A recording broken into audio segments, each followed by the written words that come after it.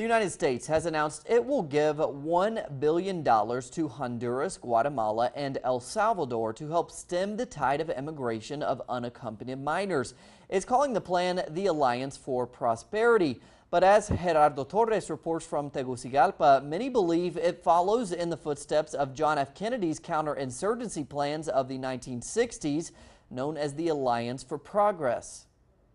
Historically, the United States has maintained a strong presence in Central America using military power and money.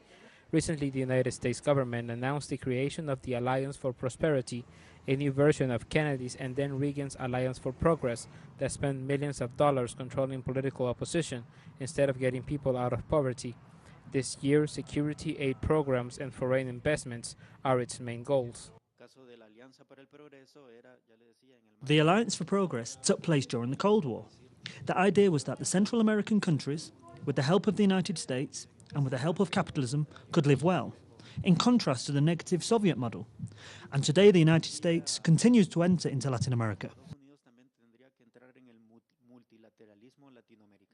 This new alliance means a fund of $1 billion to Honduras, Guatemala, and El Salvador.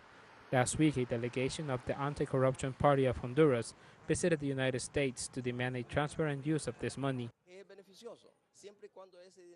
This could be beneficial if the money isn't used for political campaigning or invested behind closed doors.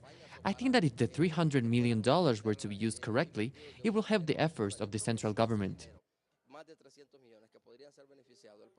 But for Joseph Malta, who is an expert in human development world programs, this alliance has other goals. Today they have dragged 3 countries into the alliance, and I believe that they will attempt to show that they have a positive strategy. If they add 5 more countries, they could have a parallel force against ALBA, CELAC, and all the other new initiatives. That means that behind this, there is more than the announced objectives.